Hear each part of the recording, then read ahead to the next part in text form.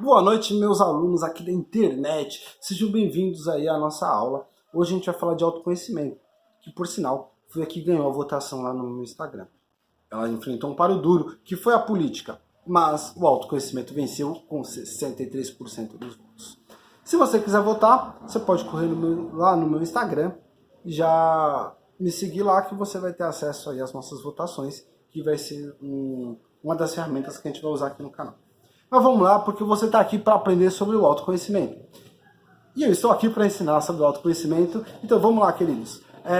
Autoconhecimento, a arte de se conhecer. É sempre um processo bastante complicado falar de autoconhecimento, embora seja extremamente importante, uma vez que aqui no Brasil a taxa de suicídio só tem aumentado. Os níveis de depressão só têm crescido. Então, assim, isso quer dizer que as pessoas estão cada vez mais confusas e com crises de identidade. Essa é uma coisa que a gente precisa tratar. E aqui eu vou propor um caminho diferente do que a gente tem na internet. Aqui eu não vou propor testes de temperamento, aqui eu não vou propor testes vocacionais, aqui eu vou propor um simples e puro exercício da reflexão. Ou seja, nós vamos refletir e buscar conhecimentos com base no nosso pensamento. Existe aí um filósofo muito claro, o nome do negócio é filosofia para gente simples, então precisa ter filosofia. E o filósofo que vai falar para gente de primeira é o senhor Platão, que ele vai dizer: conheça a ti mesmo, e conhecendo a ti mesmo, conhecerás o universo e aos deuses. Então parece que é uma coisa muito boa, e Platão disse isso 300 anos antes de Jesus. Então vamos lá, queridos. Quando nós buscarmos essa arte de se conhecer, como fazer, né? Eu penso que todo mundo fala de autoconhecimento e desenvolve, e diz que, cara, você tem que buscar as coisas que você gosta. Você tem que olhar para si e gostar de você. Mas como fazer isso? Isso é algo que ninguém te conta. Por quê? Porque não existe uma fórmula secreta. Existem caminhos e exercícios. E os caminhos e exercícios que existem, que a gente pode usar, um deles é a filosofia, através da reflexão. Então vamos lá. O primeiro passo, queridos, o primeiro passo, e é a primeira temática da nossa sequência aqui de aulas sobre autoconhecimento, é a subjetividade. Subjetividade é o que faz você ser você. Só que, por incrível que pareça, ela pode ser tirada de você. Existe um professor padre Fábio de Mello, ele escreveu um livro maravilhoso chamado Quem Me Roubou de Mim. Ou seja, as pessoas podem roubar a nossa identidade. E a gente pode ter aí um processo de tentar vestir uma roupa que não é nossa. Entende? A gente não é aquilo que a gente gosta de ser.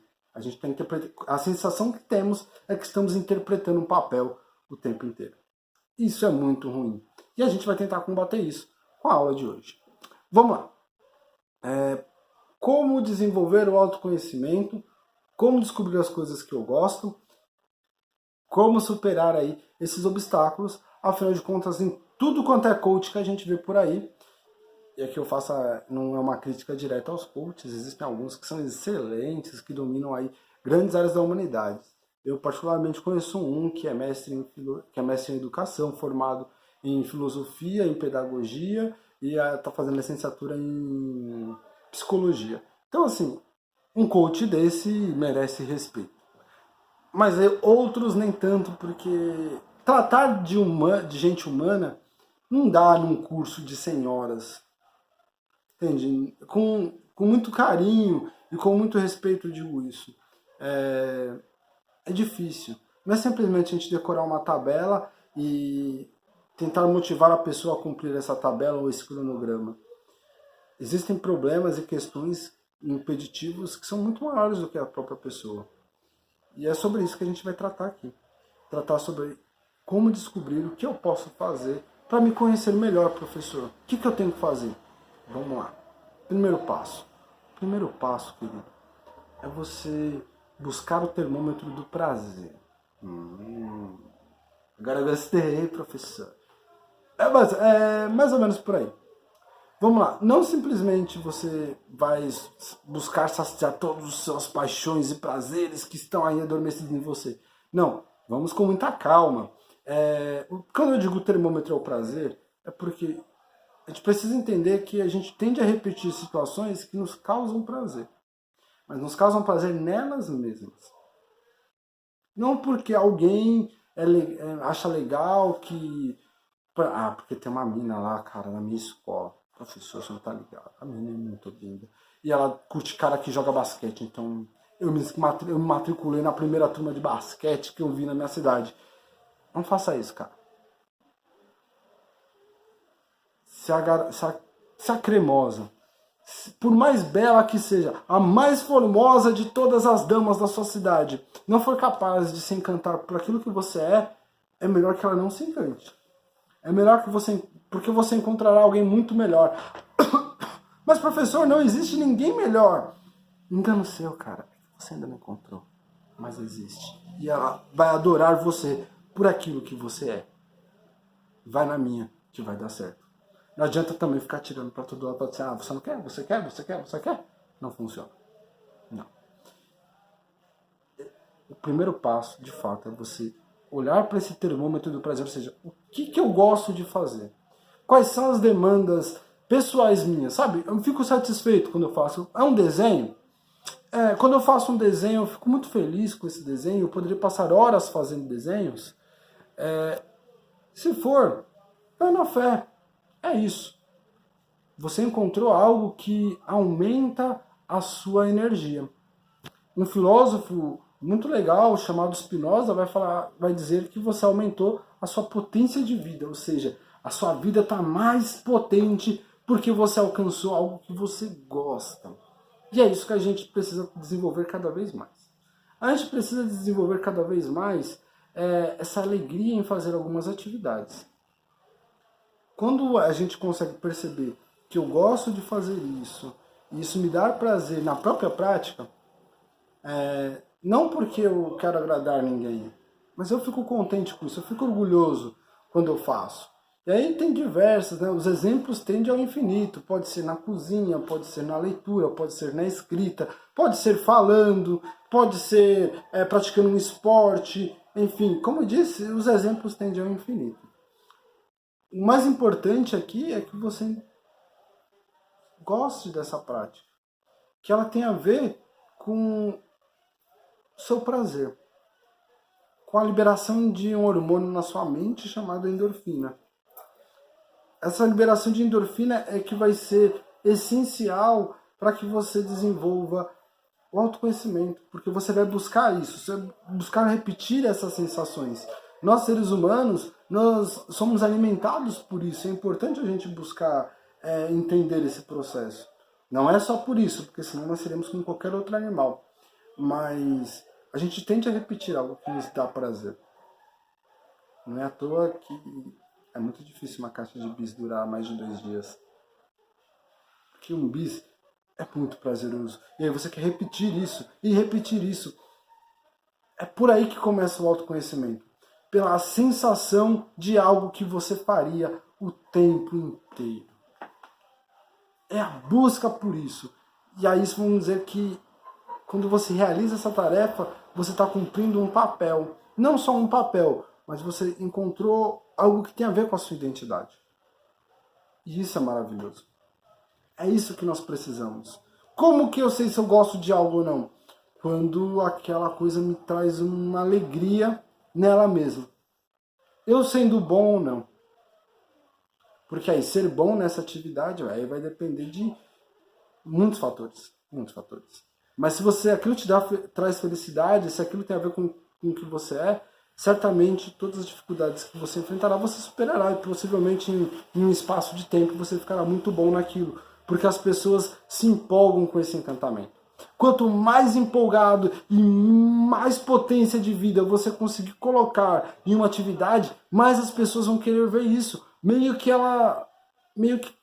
isso contagia. As pessoas falam, nossa, tá vendo como ele se diverte fazendo aquilo.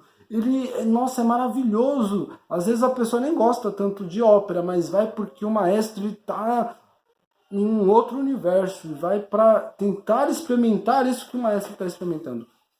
Eu não sei se eu estou entendendo, se eu estou me fazendo claro aqui. Mas o primeiro passo é a gente encontrar algo que nos sirva. Eu sou professor. E eu sou professor não só por formação, mas por profissão mesmo. Eu dou aula, eu tenho alunos, trabalho no colégio. E existem vários tipos de professores, né? Inclusive na internet tem até vídeos falando de tipos de professores. Então, eu tenho um estilo que é muito próximo a esse que a gente está tendo aqui. Mais animado, com aulas um pouco mais extrovertidas, com estratégias um pouco mais... que busquem a autonomia do aluno, né? Algo mais descentralizado, que não dependa excessivamente de mim. A minha liderança em sala de aula é um pouco diferente da liderança tradicional. Mas enfim, a gente não está aqui para falar disso, né? A gente está aqui para falar de autoconhecimento. O que isso tem a ver? Tem tudo a ver porque eu posso tentar ser como outros professores. Eu posso tentar ser mais rígido, mais bravo. Só que isso não fica bom e não é convincente. Quando eu, por exemplo, tento tomar uma postura rígida, não funciona. E acaba tendo um efeito contrário. Em vez de eu ganhar o respeito dos alunos pela minha postura rígida, eles acabam ficando engraçado e eles dão risada dessa postura extremamente rígida que não combina comigo. É como se fosse uma fantasia. Fantasia é divertida por quê? Porque ela destoa da nossa personalidade, em geral. A fantasia é uma roupa que não te serve, é uma roupa que você não usa, que não tem a ver com a sua identidade. Isso é fantasia. Eu lembro que na primeira festa de Halloween da escola que eu trabalho, eu fui sem fantasia. E aí quando me perguntaram, que fantasia que você veio? Eu falei assim, eu vim de professor Diego Rosa. E aí não teve graça. Porque o barato da festa não era ir de professor Diego Rosa, mas era ir com algo diferente. Entende? Essa era a graça. Ou seja, naquela situação eu estava deslocado. Mas o problema é que na sociedade atual, queridos, parece que é uma festa de fantasia o tempo inteiro. As pessoas estão cada vez mais fantasiadas e se esquivando de coisas que são extremamente importantes. Que é o simples fato de você ter coragem de assumir aquilo que te dá prazer e fazer isso pelo simples fato de que você gosta disso. É isso que a gente precisa. A gente precisa de menos julgadores e mais motivadores. Tendo isso, a nossa sociedade melhora aí uns 10%. Mas vamos lá, voltando aí ao passo a passo de como encontrar o que a gente gosta. O primeiro passo é isso, é compreender o termômetro do prazer. O segundo é a solidão. Nossa, professor, a solidão? Mas a solidão é um sentimento tão ruim, é uma dor tão complicada, de fato. A solidão pode parecer que é ruim, mas ela não é. A solidão não é o problema é o abandono, que são coisas diferentes, por incrível que pareça. A solidão é o fato de você ser único no mundo. Você é uma realidade única. Você e eu somos pessoas totalmente diferentes. Vamos pegar a digital, digital. A minha digital é única no mundo. São 7,2 bilhões de pessoas e a minha digital é única. Significa que eu sou único e que eu tenho anseios que só eu posso ter. Eu tenho desejos que só eu posso ter. Eu tenho objetivos e projetos que só eu posso ter. Porque eu sou único. Isso é ser solitário. Isso é ser singular. E a gente precisa passar por essa realidade e entender que você é único no mundo. E por ser único no mundo, não dá para você copiar ninguém. Porque se você copiar, fica na cara que é uma cópia, porque você é único. Não dá para fazer igual a outras pessoas. Entende? Isso é ser solidão. Solidão é ter 7 bilhões de pessoas e você ser único. Isso é ser solidão. Inclusive, um filósofo muito legal fala sobre isso, que é o Nietzsche, né? Friedrich Nietzsche, um filósofo alemão, no livro Assim Falou Zaratustra. Esse livro é muito legal, muito bacana. E fala justamente sobre isso, né? Sobre diversas outras coisas, né? Mas nesse livro ele fala justamente isso, a diferença da solidão para o abandono. Agora, o abandono é quando você colocou a sua identidade na mão de outras pessoas e eles não respeitaram a sua identidade. Eles não respeitaram a dignidade e a complexidade daquilo que é você. Então te impuseram coisas que você não concorda. E aí, para não perder, você acaba aceitando. A isso, o professor Fábio de Mello, né, ele vai chamar que é sequestro de subjetividade. É quando alguém rouba você de você mesmo. Quando você abre mão daquilo que você gosta só para estar com alguém, e esse alguém pode ser amigo, pai, mãe, só para evitar algum tipo de atrito, significa que você está deixando de ser quem você é. Você está abandonando uma parte importante de você para vestir uma roupa que não é sua. E as pessoas que mais fazem isso não são os vilões. São geralmente as pessoas que nos amam. Geralmente as pessoas que nos amam ficam nos impondo situações e questões que nos colocam de maneira desconfortável. E é de pouquinho em pouquinho a gente vai perdendo um pouco a nossa identidade. E aí existem esses conflitos. E aí existem grandes problemas. Primeiro passo, então, para a gente conseguir fechar aqui esse vídeo sem que ele fique muito longo. Primeiro passo é a gente fazer o quê? Buscar aquilo que a gente gosta, ou seja, que nos aumenta a nossa alegria. A gente fica feliz fazendo isso. Mesmo que não seja bom, isso é importante frisar. Mesmo que não eu faça um desenho, mas não fica tão bonito quanto o fulano de tal. Não, mas você curte fazer o desenho? Se você curte, é isso. Tem a ver com você. E o outro passo é a gente se esquivar de imposições daqueles que nos amam. A gente conseguir se afirmar, mostrar que nós somos únicos no mundo, somos diferentes, inclusive daqueles que nos amam. E talvez o que é melhor, e por mais bem intencionado que ele seja, por exemplo, no caso das nossas mães, por melhor e por mais bem intencionado que ela seja, em dizer, cara, eu quero que você seja um médico, porque a carreira do médico ela é muito bem vista na sociedade. Você precisa ter a coragem de dizer, mas mamãe, ser médico não combina comigo. Então você, professor, que é o oposto do médico, que não tem nenhum prestígio na sociedade. É brincadeira, claro que a gente tem alguns prestígios. Não é equivalente, né? Mas a gente tem sim o nosso papel e a nossa importância na sociedade. Mas vamos lá. Você entendeu? O segundo passo, ele é muito importante. É você conseguir afirmar quem é você. Mas o primeiro, olha que legal. O primeiro passo, ele está em consonância com o segundo. O que é consonância? Ele está junto, ele ajuda o segundo. Por quê? Que elas vão te perguntar, mas por quê? E aí você vai dar a melhor resposta, que não tem contra-argumento. Porque eu sou feliz fazendo assim. Toda vez que alguém pergunta assim, você escolheu ser professor? Mas por quê? Porque dar aula me faz feliz. E aí acabou a conversa. E aí pode falar, mas ia apresentar todos os desafios da minha profissão. Assim, sim, mesmo com todos os desafios, é espetacular da aula. A pessoa não tem como te derrubar, porque de fato você encontrou algo que tem a ver com você. E é esse o caminho que eu quero trilhar com vocês durante essa playlist. Então, queridos, eu gostaria muito que você continuasse conosco, se inscrevesse no canal e compartilhasse com seus amigos, porque esse conteúdo é gratuito, é de graça, gente, de graça. Eu estou fazendo aqui com maior dedicação, com maior carinho, porque, enfim, é a minha contribuição para toda a nossa sociedade brasileira. Então, queridos, se você gostou, não deixe de dar aquele gostou. Se você não gostou, dá um dislike também. Né? Não gostou, não gostou, vai. É um termômetro, a gente precisa saber se gostou ou se não gostou. Mas, enfim, vai lá, deixa lá, se inscreve no canal, vai ter mais conteúdo. Estou tentando pensar em muita coisa legal para a gente falar sobre esse tema. E também haverá outras temáticas. Então já se inscreve no canal, deixa aqui seus comentários. Vamos conversar sobre esse assunto. E aí, você acha que o autoconhecimento é importante ou é só perda de tempo? Comenta lá. Falou, queridos. Muito obrigado, beijo no coração e a gente se vê no próximo vídeo.